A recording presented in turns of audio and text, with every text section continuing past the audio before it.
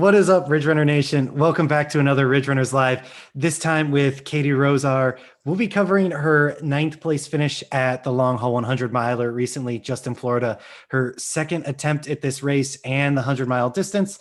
We're going to talk all things trail and ultra running in Florida, recap this race. We're so stoked to have her on. Katie, how are you doing tonight? I'm doing well, guys. Thanks for having me here. Of course. As always, I'm Cam. I'm your sixth man. That's Wesley. Also joining us as the host. Wesley, also known as the better host. Wesley, how are you doing tonight? Yeah, I'm doing great tonight, Cam. It's my first show of the year. So, guys, I'm going to be a little rusty. Take it easy on me in the comments section. But I'm super excited to dive into our show tonight. Obviously, Cam, you were at the Long Haul 100 and saw Katie and her awesome performance there. But with the updates that you kind of provided, good friend of the show, Harvey Lewis, ran the race. It kind of just felt like I was there in a sense, kind of one of those events where you just kind of from afar, you're just like looking down. So I'm excited to kind of dive into Katie's race and hear everything that she has to talk about. But let's start off with our first traditional question. Katie, what are you drinking tonight? I've got a Blue Moon Light Sky Citrus Wheat over here. That's awesome. I think that's a first on the show for sure. I would say definitely a first Blue Moon. Yeah, it's like a seltzer beer type combination going on. Nice and refreshing. Yeah. All right. And what about you, Wesley? What are you drinking? I've got a Jackie O's Seafoam IPA. So I know I'm out here in Logan, Utah now, but I got to stick to my Athens beers. And I'm super excited to have this one. What about you, Cam? All right. And I also have an Ohio beer. This one, a Wolf's Bridge Brewing, a Pack IPA. And the tasting notes that they give on the side here, it said tropical and pine, which reminded me a lot of Long Haul. So it felt very fitting to bring this one out. Very nice. All right. And so with that, we're going to really start to dig into the show. Like we said, Katie, you finished ninth at Long Haul in just a little bit over 25 hours. So tell us a little bit, what was it like deciding to return to this race after having already done it once? It was a really easy decision for me, honestly. I felt like I had some unfinished business with that race and with that course. And my whole goal going back into it for a second time was not only to improve my time, but to have a more positive experience overall. Running it the first time in 2020 was like ripping the Band-Aid off with the 100-mile distance. And it went as well as a first 100 would be expected to go, which is, not very well in my case. So my whole goal signing up the second time was to just improve every little thing, from nutrition to timing to just the overall experience and, leave with a more positive impression of the course and the race, I guess, as a whole. How did you kind of find trail running? Take us back to your first run and kind of how that all transpired. Oh, wow. So I'll probably have to go back to high school cross country. One of my friends, I think it was around junior year, her dad was actually the track coach. And one summer, he convinced me to come out to a cross country workout. And I wasn't really a runner. I was always a softball player in high school. And, as I was younger, the first practice I went out to was like the pinnacle of their training that summer, which we called it a beach and back run. It's a 10-mile run from the high school to the beach and back.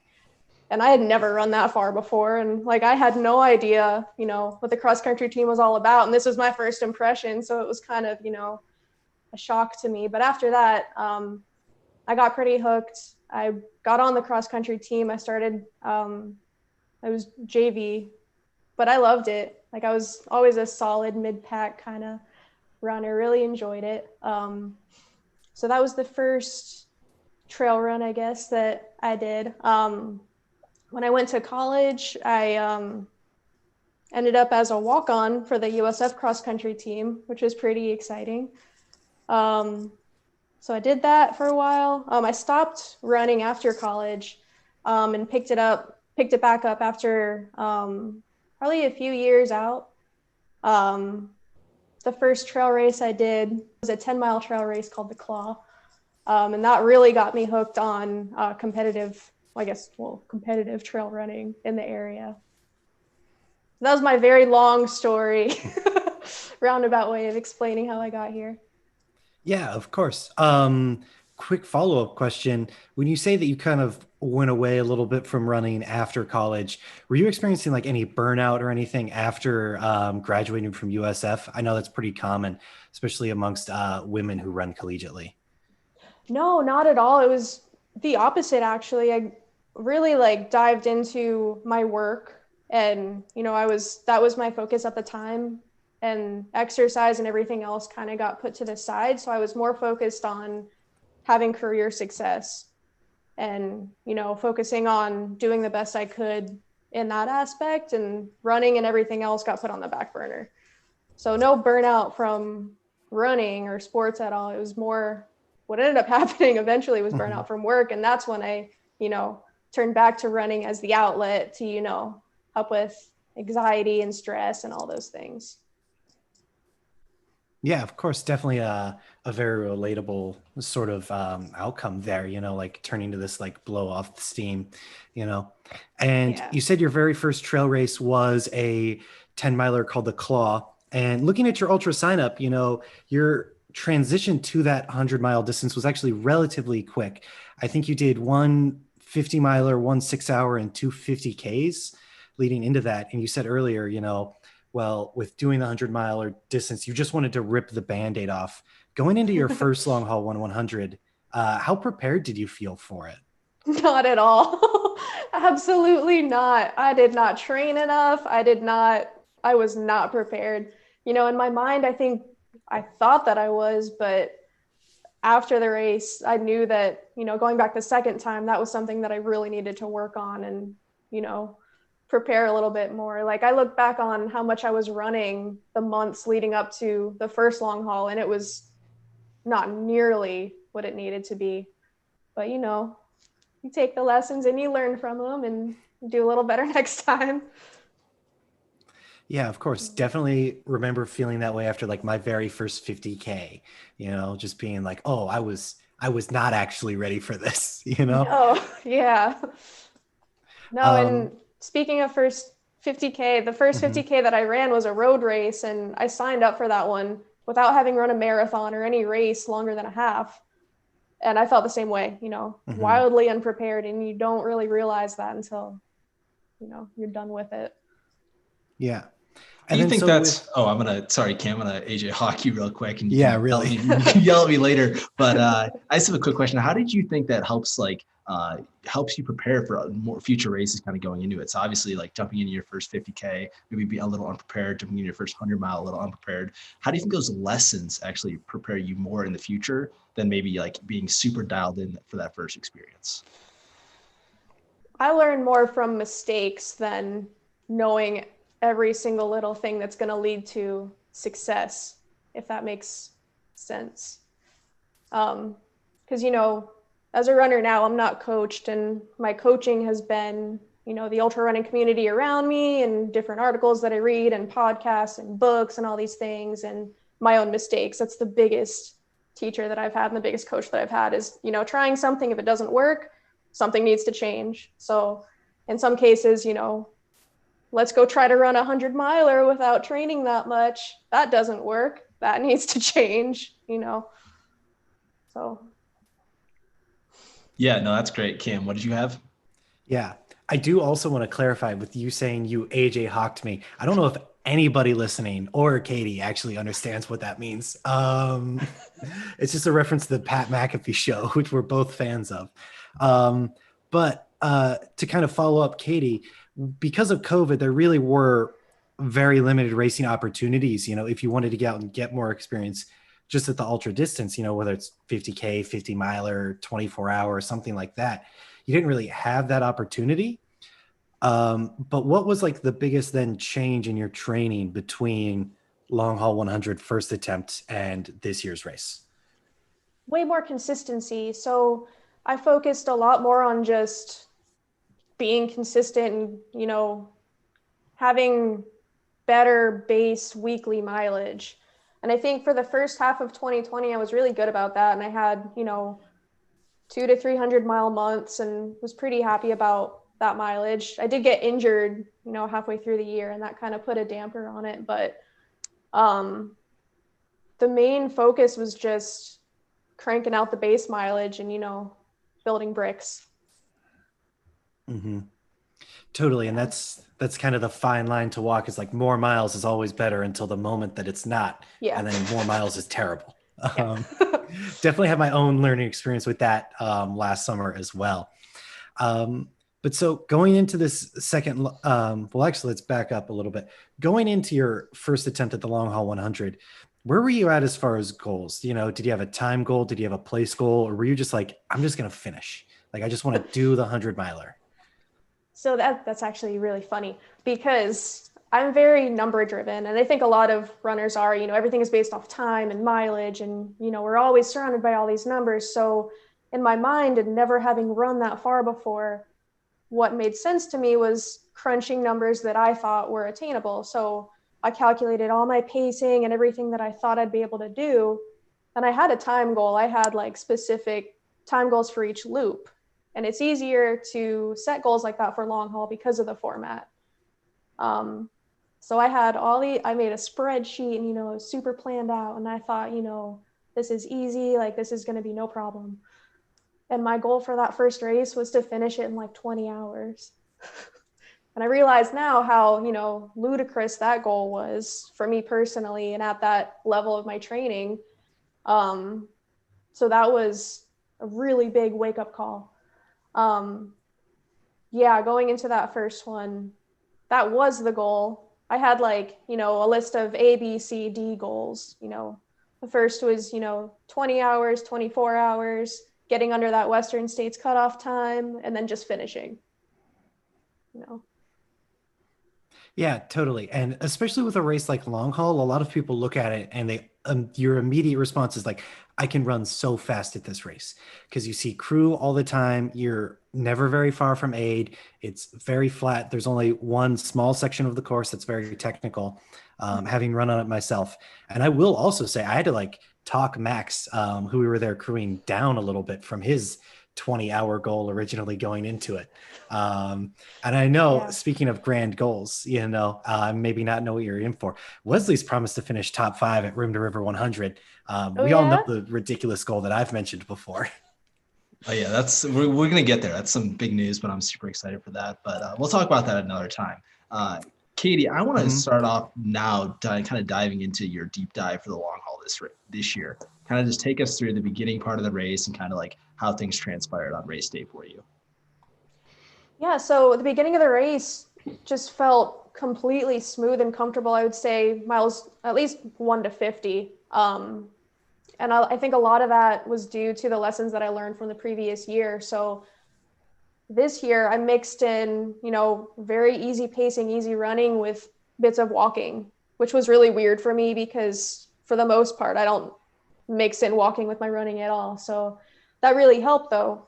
In the first half of the race, I was eating plenty, drinking a lot, my electrolytes were fine and I was feeling completely fine and comfortable. And it was wild. I think by mile 50, I would reach mile 50 around like 9.5 hours. And I thought that I had that sub 24 in the bag, it was feeling great. But after that halfway point is when things started taking a turn. That's when it started getting a little bit harder. And it was after the sun went down really that it, took that negative spiral. Mm-hmm. Yeah. And being out there on the course all day, we saw that same kind of thing happen to an extent, with everybody, even with Max to an extent. And, just the amount of times that you saw people and just like the subtle change of like, ooh, they came back from that section and like things don't seem as chill as they were before. Yeah. Was there a specific like moment on the course when you knew like something's going wrong? And if so, what were you immediately thinking like, well, here's what I need to do to kind of fix this and kind of recover? So I feel like there were 2 moments really. The first kind of tipped me off and then the other was like, okay, something is really wrong. And, this is going to be a grind to get to the finish. And the first was I had planned out to take like a 20-minute nap because I learned that from the previous year again that, after the sun goes down, I reach a limit and I gotta, take some good rest. So it was during that nap that, you know, laying down was probably a mistake because you feel all the pain and all the things that you were probably ignoring for most of the day, they all, you know, amplify. And after I laid down, sleep didn't happen because, you know, everything was hurting. But after I got up from that nap and we started out on that second spur, I don't even know what mile it was, but I had trekking poles at that point. It was after I picked up a pacer. We were out on the long spur 2 in the middle of the woods. There was nobody around. And out of nowhere, like, I could not keep my eyes open for the life of me. And I remember just bending over and resting my forehead on my trekking poles, and like I could not move because I thought I was gonna fall over on the trail and pass out. And my pacer, Christina, it was funny because we were having a conversation heading out on that spur, and she was walking in front of me, and she turns around, and I'm just like sitting there with my trekking poles, not being able to move. And it was like, you know, such a quick change. So that was the moment that I knew it was going to be pretty tough grind. Max Cavazzi is in the chat, and he has a question for you. He said, what is it like to wake up from a nap and having to get back on your feet? So what was those first like half mile like per se? And he said that it seems like it would make it extremely hard, but he's curious to hear your thoughts. Oh yeah, it was definitely hard. I feel like your feet hurt so much more when you stop and then get going again. And that was the hardest part because I noticed this especially after the race, but it was probably at that point too. My feet swelled so much and I was retaining so much fluid like throughout my calves and my feet that everything was so uncomfortable. And just dealing with that pain, I think that was the hardest part. It wasn't even like leg or muscle cramping, it was the foot pain. Yeah, that was definitely difficult to get up from that nap and go out in the woods in the dark and keep going, for sure. Yeah, definitely. And so at this kind of moment, right, you know, forehead on your trekking poles, like feet swollen, super hurting. Where were you at mentally in deciding to keep going instead of just being like, I can go lay back down, you know, like right now, or like even like right now, you're like, I can lay down in the grass right here, you know? Like, what was your thought process like in that moment where you like kind of stood back up and kept going? The craziest thing was that my mind and, you know, I wanted to keep going. It was just my body wouldn't let me. So it wasn't even a negative mental space. It was the fact that physically there was just something that wouldn't let me go. It was like that central fatigue that, you know, your body's in like this emergency mode where it's, you know, sending signals like, no, we need to take a break. You need to rest. You should not be moving anymore. But like mentally, I wanted to keep going. And I think that's what finally, well, that and like, I think Christina handed me a handful of potato chips at the time or an applesauce or something. And that helped too. But yeah, mentally, I was never in a bad, negative mental space. And I think that's one of the things that I'm most proud of with, you know, how this year went, for sure. Very low stakes question here, but do you remember the kind of potato chips that they were? Oh yeah, Wavy Lay's potato chips. Okay. Yeah. And I bring this up because Max, I don't remember if it was intentionally or by accident, but at one point during the race, we had 3 different bags of dill pickle chips for him to choose from as his crew. Nice. And I was just wondering what your thoughts were on flavor choices. Dill pickle are definitely solid. I also like the lime flavored Lays. Those are a good choice. Those are probably my top 3 actually. Salt and vinegar also. I guess I have a top 4. Yeah.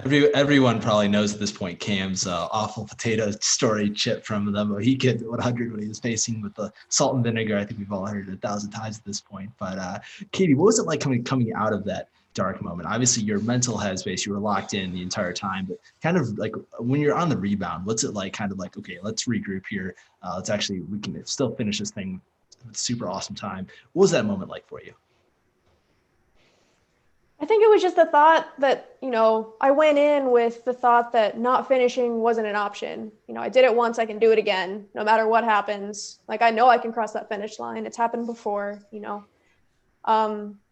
But crawling out of that just super fatigued state, I don't even know. I feel like I wasn't really thinking about it, if that makes any sense. It was like an out of body experience where you kind of turn your brain off to everything that's happening to you and just put one foot in front of the other. You know, I think having a pacer definitely helped, and, you know, having people around you absolutely helps. Just having someone's presence that, you know, is pushing you and telling you that, you know, you can do this, and, you know, we're almost at the end of this spur, we're almost at the end of this loop, like you only have 20 miles left, and those things definitely help as well. Mm-hmm. That makes total sense. Was there anything you think you did physically after that nap, as far as like eating, drinking, you know, did you like stop and stretch a little bit that helped bring you back kind of to catch up to where your mental headspace was? Or was it just a matter of just like one foot in front of the other until you kind of came back into your body? So Jess, who was a really good friend of mine, and she was helping crew, shoved this container of instant mashed potatoes in my face after I got up from the nap. And I didn't even want them, but she, you know, was like, eat these right now. And I did, and they were delicious. And I think that, like, that was number one. That really helped. And then also some instant coffee.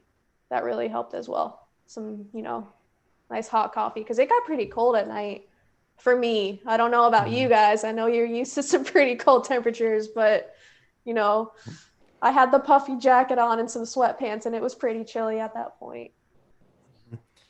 No, it was definitely like way colder than I was promised that Florida would be, you know, Yeah. like this trip was pitched to me as like, oh, it's a vacation, you know, right? And it's like I'm in the woods and it's dark and it's cold and it's just like, what am I doing here? Like, Yeah. isn't it supposed to be warm in Florida? Well, and you know, the wild thing about long haul is that the weather is so crazy different every year. So Mhm. last year, it was hot during the day. Like, I was using ice bandanas and I got sunburned, and like it was hot during the day, and it got a little chilly at night, but not that bad. And this year I feel like complete opposite in Florida terms, you know. Yeah, for sure. It was definitely never to the point like during the day where, as I saw several other people on the course, I was like in danger of like wanting to take my shirt off, you know? Which like every dude I saw on the course who was like that, I was just like, man, what is going on? Like it is not that warm.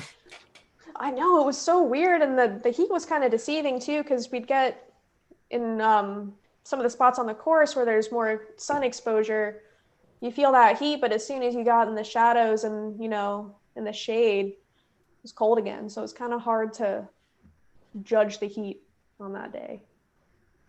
Cam, we all saw the photos of you just lounging out in the sun, you know, just hanging out. So no worries there. I want to talk about the last 20 miles of the race, Katie. Kind of walk us through what it was like getting from like mile 8 to the finish, because obviously during 100 miles, that's always the hardest part. So I just love to hear your thoughts. What I remember, other than just pure pain, um, honestly, the pain didn't hit until after the finish, but those last 20 miles, it was really just a grind. You know, I wasn't eating as much and as well as I was the first half of the race, but food was still going down well, and I was still hydrated and everything. And, you know, those last 20 miles were really when it hit me that I wasn't going to make the time goal that I had for myself. But at the end of the day, I knew that I would still do better than I had the previous year. So that in and of itself really drove me to still go as fast as I could, which relatively speaking wasn't very fast. You know, I had a nice little ultra shuffle going and some power hiking going, but um and honestly, I don't know. I feel like the last 20 miles are almost the easiest because you know you're almost done and you know it's, you know, within sight. So yeah, that's about it really. I mean, to get through longer races like this, and especially long haul, I tend to really turn my brain off to everything, especially a course with a very monotonous route with how this one's structured. So those last 20 miles was really just about grinding it out and finishing it up. Mm-hmm. And definitely with the route, I know pacing for Max, it was my first time actually seeing any of the course when he was on his 8th lap of it. So when I got out there and I was like, oh, Florida's actually kind of pretty. This almost looks like Jurassic Park. He was just kind of like, yeah.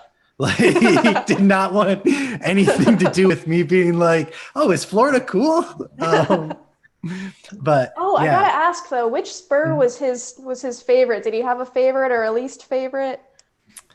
I think I remember him mentioning that his favorite was the first one, and that was because it was the easiest. Yeah. And that's because I switched to a different strategy for the last lap, because I was just like, oh, aren't you so glad that you don't ever have to do this spur again? And he was like, no, this is the easiest one. Yeah. For sure. Yeah. Mm-hmm. But so with you finish. No, the last spur, the Armadillo Alley, that one, I have some bitter memories of that one. The same route is always gets me. I always trip over it. Same exact route, same spot. I never learned my lesson, always fall, no matter what. I go on training runs out there sometimes, which is, odd because you would think that I would avoid that place at all costs, having run the race there. But I train out there sometimes, and I still always fall on that little leg. Max did confirm in the chat that it was spur 1 is his favorite. Eric Anderson has two questions here. The first one is, he's not run a flat or long race like this. How did you plan to walk/hike the breaks? And his second question is, do you think that if you would have paced the first 50 slower, do you think you would have had a stronger finish in the end? So I'm going to answer the second part first. And I don't think that I'm physically capable of going any slower than I tried making myself going this go around, because I tried so hard, because that was my downfall the first time. Because the hardest part about a flat, fast course is that you naturally just want to let yourself go and, go fast. And as a mid-pack runner and, someone that isn't out there running, Harvey Lewis speeds, I can't, take that kind of technique. So I think planning out some run walk breaks for me, my whole strategy going into it this year, I ran the whole first loop. So I ran the whole first 10 miles just to kind of get that out of the way and let myself enjoy the course and enjoy it and not really think about anything. The second loop, I mixed in a 15-minute walk break I think I would run a couple miles or something like that, and then force myself to walk a mile, which ended up being about 15 minutes. And that worked for a long time. But yeah, it's definitely hard. I think the hardest part about running a flat course is, slowing down and realizing that you still got 100 miles ahead of you. And then it's going to be a long day. Even if the course isn't technical and hilly and, you don't have those natural breaks to force yourself to walk, like hills and things like that. It's definitely a challenge to slow down. Yeah, for sure. I think that's pretty much a universal struggle in moments when you feel like you can run. You really do. You want to run, right? Because that's kind of what you like to do. But so I do want to turn the question that you asked us around on you and ask if you had a favorite spur out on the course first. Yeah, last year my favorite was spur 1, but this year I really enjoyed the Hall of Pines. So that second spur, that longer one. I just think it's so pretty, especially, depending on the time of day. I think that really that spur encapsulates what a lot of Florida trail running looks like in a way. And I just think it's a really beautiful spur, and it's easier to let your mind get lost in how beautiful everything is around you instead of focusing on, my legs are hurting right now and everything sucks and it's hot and, if you're at a low point in the race or something like that. So definitely spur 2. Mm-hmm. Yeah. And I will say that one was even great only by headlamp light. Definitely maybe gonna have to get down there to see it in the daylight sometime, although no promises on ever doing long haul 100 myself. Um, and then so if folks haven't figured out, there were 3 spurs on the course this year. The very first one, I don't remember if it had a name, but number 2 had the Hall of Pines, and then number 3 was Armadillo Alley. I also wanted to ask Katie, did you see any armadillos out on course? I think I actually did. Funny enough, not an Armadillo Alley though. I think it was in the Hall of Pines or maybe the first one. But I did see an armadillo when I laughed. I remember like laughing out loud to myself. And people passing by probably thought I was like, losing my mind, but like, haha, armadillo. But yeah, I did see one. I think I saw a deer as well earlier in the morning. So I just looked up what an armadillo was because I didn't know what that animal was, off the top of my head. I just wanted to get like a picture of this thing. And this thing, if you don't know what an armadillo is, you gotta check this out. Because if I saw this, mile 80, I think I'd lose my mind. Yeah, I mean, it's not the prettiest creature. For those of you who don't know what an armadillo is, which I'm assuming is very few of you, it's kind of like if you crossed a turtle and a possum. Yeah. Wesley, how would you say I'm doing on that description? That seems right on. Seems about right. I truly cannot believe you didn't know what an armadillo was. Well, I had an idea, but I just wanted to get like an actual description of what the animal was like. So no armadillos out in Utah. Actually, I have no idea. I haven't looked up. Wildlife is out here. Is kind of avoiding that Google search probably for the better right now. All right, and one last wildlife question. As we kind of transition a little more towards ultra running in Florida in general, I was promised that there would be alligator sightings all the time. And I think maybe Max knew that I was just like the biggest Steve Irwin fan as a child. And I would jump at anything to see an alligator in person. So Katie, have you ever seen an alligator on the long haul course or just in general on a trail run? Because I did not see a single one during my whole trip.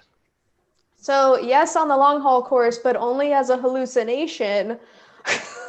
I think at like 3:00 in the morning, I was losing it a little bit. And I think he was like playing basketball or something. So that was quite the interesting experience. On other trail runs at, other places in Florida that I run, I've seen a handful. They're pretty chill though. They mind their business. As long as you don't go bother them. Pretty small. I haven't seen a really big one. I've seen, some small little guys. So for those of you wondering, I did not have to Google what an alligator was. I did have that animal description down. Samuel Hartman is in the chat, and he wants to know what was your gear that you kind of rocked and wore out all day? Yeah, so for shoes, I love Hoka's. I love the brand in general. Those are my road shoes. But for long haul, I did the Hoka Speed Goat.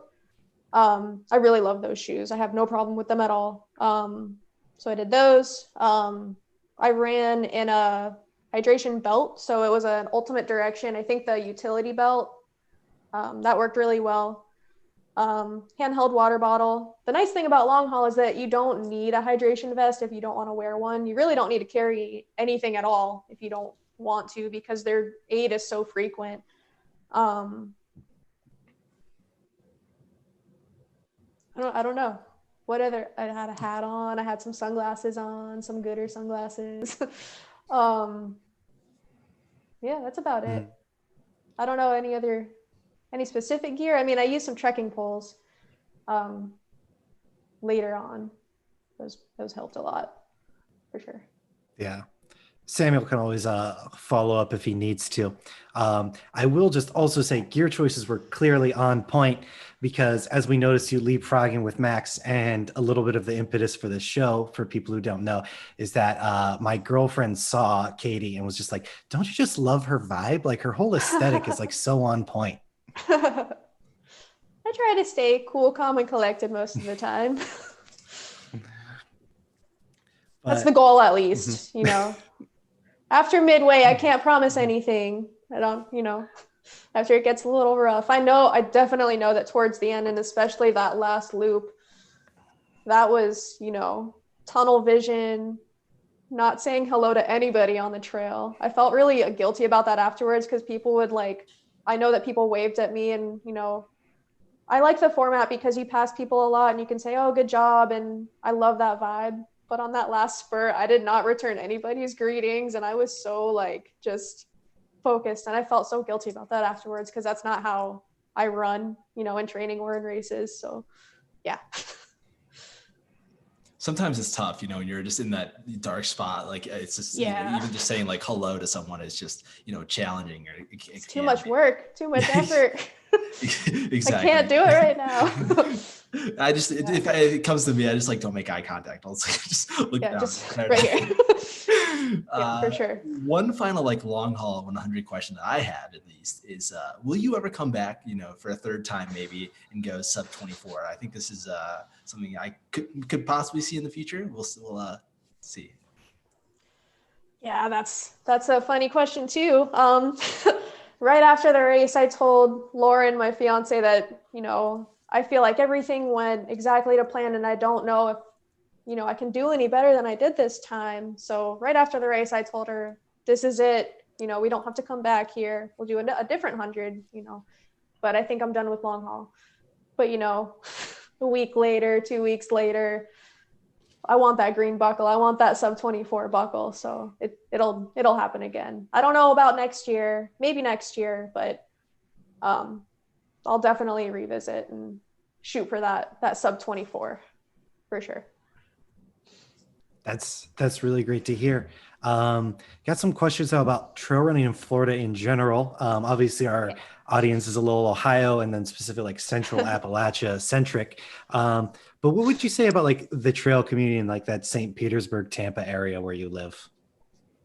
Yeah, so I feel like this is true for Florida trail running in general, that at first glance, you wouldn't think that it exists down here, maybe. I mean, I don't know if you guys had that preconception at all, but I feel like some people do. And, you know, once you find it, it's amazing. Like we have a really great community of trail runners and race directors and volunteers that are always at the races. Like when I really started getting involved in the trail community here and going to more races, I would see familiar faces. And, you know, I think that the people that have been doing this for a long time, including Andy and Amy, the race directors of long haul, they've really helped build a really strong and friendly and welcoming trail running community in this area. Yeah, definitely kind of seemed that way. The vibe was like really great in the camp area. It was definitely a little more tuned towards that like festival 100 where everybody's hanging out, although not quite so much, just because everybody made sure to give each other their space, you know.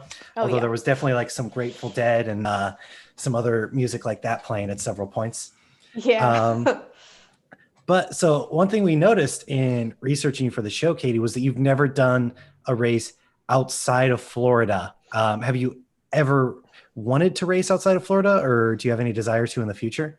Yeah, so 2020 was supposed to be the year that had happened. I was all signed up and ready to go for the Run Rabbit Run 50 miler in Colorado. And I was super stoked for that. I had gotten one of those altitude masks that, you know, simulates running at higher altitude. I don't know how well that would have worked, but, you know, I was using that and I was getting like all ready to go for that race. But then, you know, COVID happened and my entry got deferred. So hopefully I'll be running that one in 2022. Hopefully a little bit more prepared too, and maybe have a better outcome than I would have last year. But yeah, I'm definitely looking at doing more races, seeing if my legs can handle some mountain races and getting out into some other terrain and environments for sure. All right. And so for those ultra runners in our audience who, you know, they're outside of Florida, they've never once thought about running a race in Florida or going to Florida for any reason, you know, what would you say to them on why they should come down to Florida for a race and to see the trails, you know, other than just kind of like the weather? I think there are some hidden gems down here. And I think that it gets overlooked. I think that anybody that runs an ultra, part of the reason that you do it is to, you know, be out in nature and that you just love being outside and being in that environment. And I think that there's something to be said about the beauty that is within Florida trails and in, Floridian nature and like that old Florida vibe. And like you said earlier about saying it looks like Jurassic Park sometimes, it's not all swampy and it's not all, I think people have maybe some preconceptions about what trail running in Florida would be like, but I encourage anybody that hasn't run down here to come give it a shot, because I think that people would be pleasantly surprised, because I think there's a lot of beauty to be found in it, definitely. And the weather doesn't hurt also. The weather is I don't know if I would recommend it in like mid-July. Maybe hold off. Come like around now. Now is a beautiful time to go trail running down here. Yeah, no, the weather is obviously like the number one reason, I think, to just at least make the trip down and see what it's all about. Our intern, Nick Voss, is actually signed up for the Run Rabbit Run 100 this fall. He thought he was going to do what you did 2022, but he didn't know how to do that correctly. So he's in for this year. So, best of luck to him, I guess. Yeah, we'll see how it goes. But Max Gavazzi said, sign up for an Ohio race. Ohio's got a bunch of awesome races. And if you need help finding the right one, I mean, I'm sure. Oh, for sure. I would be definitely down for some recommendations. Absolutely. Because, I know absolutely nothing about Ohio running. So I would definitely be up for it. For sure. I think there's a lot of different kinds of races as well. I mean, obviously the whole East Coast, you can go anywhere, a couple states up and get anything you want. But Andrea Johnson said Virginia as well. But Ohio's kind of got, fast and flat, a little hilly. You can do all kinds, tons of vert, even in Southern Ohio. So you can find. That would definitely be a foreign experience for me. So I'd be super down for that. We don't get a lot of vert down here. Yeah. Yeah. My initial thought is just to say Shawnee 50, but that might be a lot. Just do it. Tons of vert. The hills are only 300 feet of vert. It's not like in Virginia where you have to climb 2,000 feet. So, I mean, even if like it's a little different, it's up and down the whole time, but it's not like super crazy. So, Cam, that's a great recommendation. Yeah, try it out. Totally. Yeah. And so you do have two more upcoming Florida races in February, the Whispering Pines 6 hour in Inverness, Florida, and then the Swamp 100K on the 27th, which, no, that's not the last day of February. But what are you thinking about both of those so close to this huge effort at long haul? The craziest thing about this year's long haul is how quickly I've bounced back. So last year's long haul, I didn't even want to think about running for, a couple months afterwards, and my body was complete toast. And I was super burnt out with running. I was in a really weird headspace. No, not negative, but like I just wanted nothing to do with running. But this year, a week after, as soon as, my body kind of like returned to equilibrium, I was ready to go. Like I started back training a week later and everything feels, great. But those races, the 6 hour race is going to be my first trail 6 hours. So I'm pretty excited for that. I haven't run on the trails that it's held at. So I'm also excited to see, another trail in the area. But that race is really meant as a training run for the Swamp 100K. That's a couple weeks later.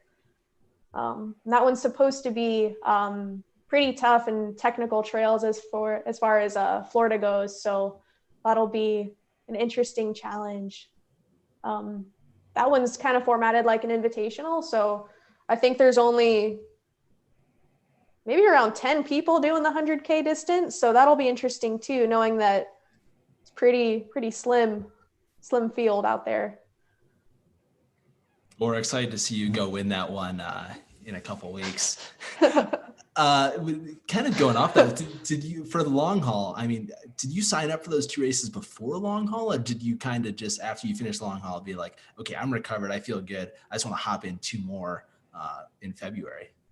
The Swamp 100K, I did sign up before I finished long haul. So that was already on the schedule because I just kind of had in my mind, okay, like I think that'll be enough time to kind of bounce back. And, I don't ever go out to run races to win them. So it's not like, I'm trying to recover as well as possible to go, set a speed record or a course record or something like that. It's just to, enjoy the trail and, have a good day out there. So I wasn't worried about, you know, having enough training and like going through a whole new training cycle to be ready for it. So I was signed up for the Swamp 100K.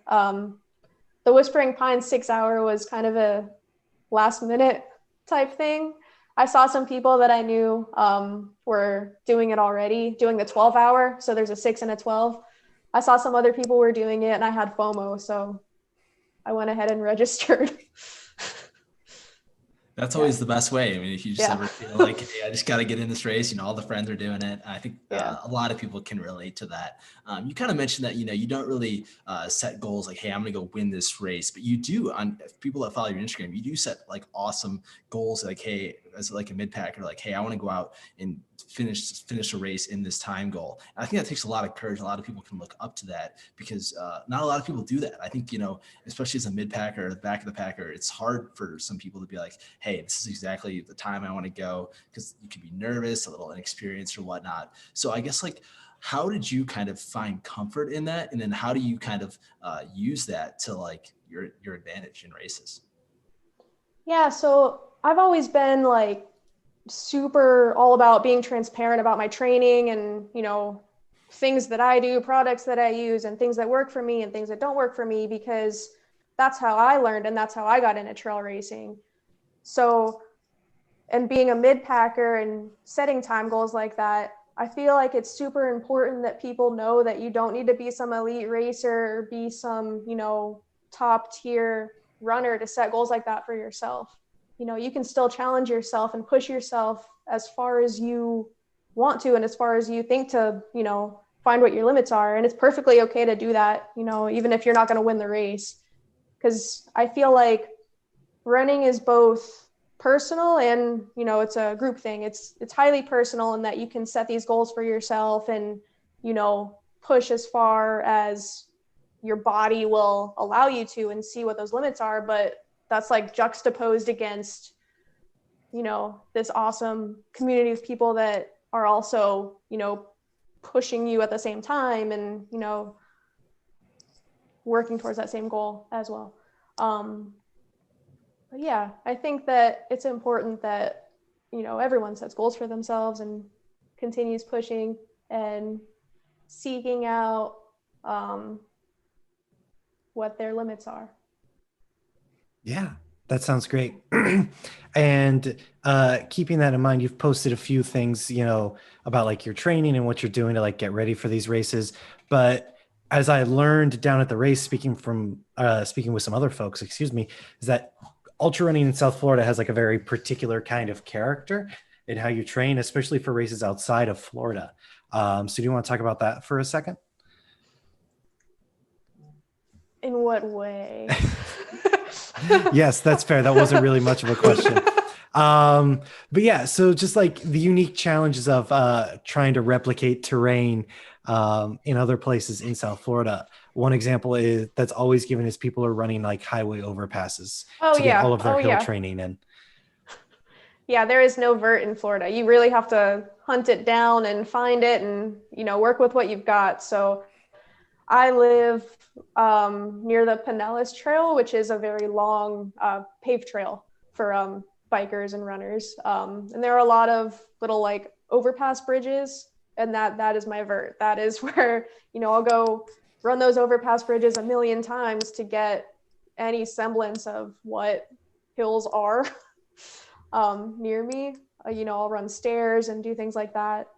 There are some trails that are kind of close to the area that, you know, we do have some hills, but you have to really put in the work and like run them over and over and over again to get, you know, a good amount of elevation gain in Florida, you know, Florida speaking, because it is pretty flat for sure.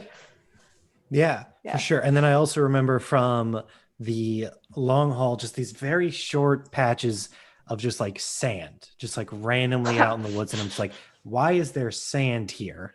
You know, and then like running through that and having almost the same sensation of like running through fresh snow, which was quite the deja vu having just gotten there from Ohio.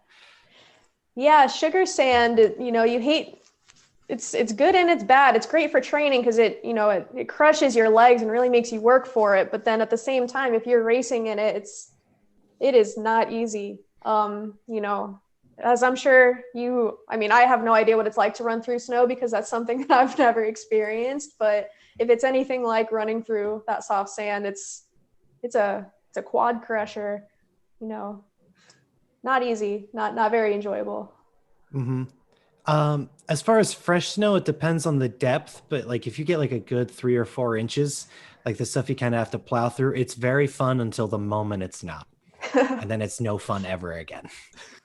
I feel like running through soft sand is just never fun.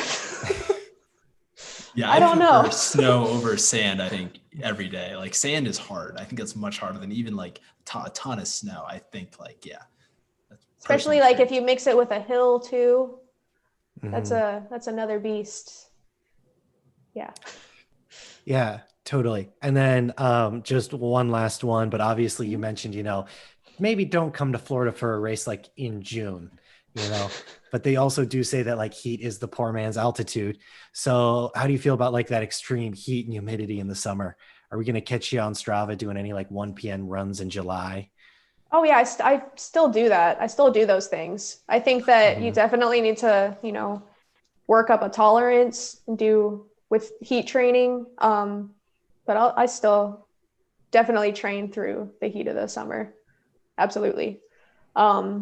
There's a race called the Pinellas Trail Challenge that's run Labor Day weekend every year. And it's still super hot in September down here. But in order to prepare for that race, you have no choice but to, do your heat training and train through the summer. So, I mean, if for someone coming down here and maybe running at 1 p.m. for the first time in the heat of the summer, maybe take it easy, go for like a mile or something and like work your way up a little bit. But yeah. For those of you that know, personally, I love 1 mile runs and I also love running in the heat. Like I love, Charlotte, I was there 90-degree days, like no issues with it. What are some of your tips for dealing with the heat, humidity, and kind of everything that those hot days in Florida give you? My secret is an ice bandana. So like the one on my head, I'll fill it up with ice and tie it around my neck and good to go. So that's what's really worked for me. Awesome. Yeah, that's great. I think a lot of people can take that no matter where they are in the country or whatnot. Yeah. You see that in a couple different races.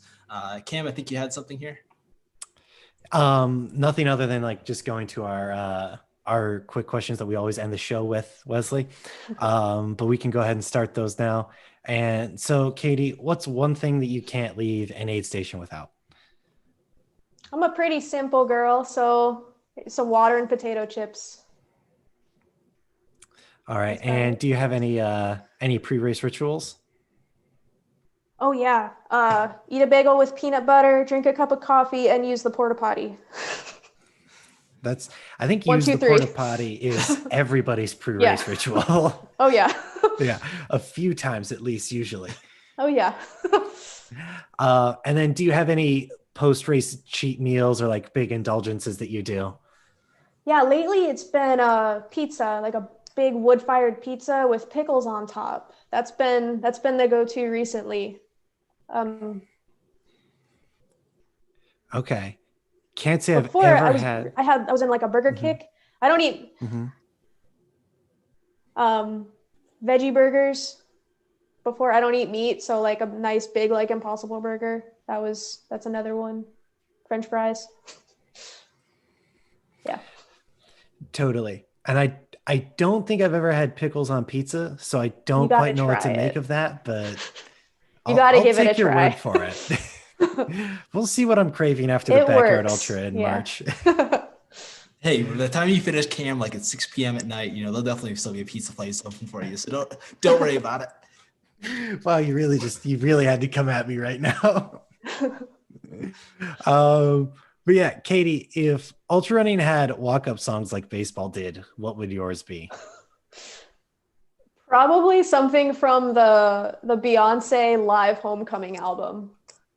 I don't know what it is about that album, but the whole thing just gets me hype. And I think that it's just, a beautiful masterpiece. Is there a song in particular that we can add to our Spotify? No, you got to just do the whole thing. Like add the whole playlist. You know, 'Cause that's the fair. whole thing is a vibe, you know, Mm-hmm. the whole thing. Yeah. Can't pick just one. Mm-hmm. No, we'll have to do that. Like I said, Tanner Lee has added the entire Smokey and the Bandit soundtrack. So, Cam, do you have any bars you want to give us from that album? I think you were practicing even before the show that you said you're going to karaoke a couple bars for us. I don't even think I've ever heard that album. Hopefully that gets me in hot water with no one. But yeah. Anyways, this is our last one and our favorite of these all quick questions, Katie. If you could run with one person in the history of the world, even if they aren't a runner, we're going to say that they're going to run with you, keep a nice conversational pace, run wherever you want. Who would it be? I think my answer is going to be a little boring because, you know, it's someone that is alive right now and, you know, is a runner, but Courtney DeWalter. She has been a huge inspiration for me and is one of the main reasons that I got into ultra running. You know, I've watched a few documentaries about her and, you know, how she trains and her mindset and just, you know, her vibe when she runs. And that's been, you know, a huge inspiration for me. And, you know, I try to take that into my running and things like that. But sharing the trail with her and, you know, sharing a conversation with her would be pretty cool. Definitely. All right. And then are there any sponsors that you'd like to plug now or anybody that you want to say thank you to in general? I'm a big fan of Squirrel's Nut Butter. I'm wearing the hoodie. I think first and foremost, my fiance, Lauren, because I wouldn't do half these races without her help. You know, she's the most amazing crew captain and always knows exactly what I need, even if I don't even know that I need it. And, you know, she's so supportive and no matter what, like when I tell her I want to, you know, do these hundreds, it's not even a question. Like she's there, you know, she has no problem with it. And like having that support and that amazing of a partner has been, you know, so huge. So definitely thanks to Lauren. That's really it. You know, I'm not sponsored. I don't know if I ever will be, but we can keep that hope out there. I can plug a few brands that definitely work for me that can recommend to some people. Of course. But yeah, so living down here in Florida and, you know, working out in the heat, Salt Stick electrolytes, I definitely recommend checking them out. And then Spring Energy, I use those gels throughout long haul this year and no stomach issues at all. And they're delicious and they're real food. So definitely those as well. And also thanks to you guys for having me on here. I really appreciate the opportunity to sit down and chat with you guys for an hour or so. Oh, well, thank you so much for coming on tonight's episode. You know, I think everyone really enjoyed kind of hearing your experience, the Long Haul 100, and just kind of learning a little bit about you. So it was awesome. If you're running the Whispering Pines 6 Hour or the Swamp 100K, make sure you say hi to Katie and yeah, make sure you say hello there. Thanks so much for tuning in to another Ridge Runners Live. If you have not already subscribed to our YouTube channel, hit the subscribe button, hit the like button. You guys know the drill by now. My name is Wesley Harton. Hosting with me tonight was Cam Wrench. Our guest was Katie Rozar. Thank you guys so much and have a great night.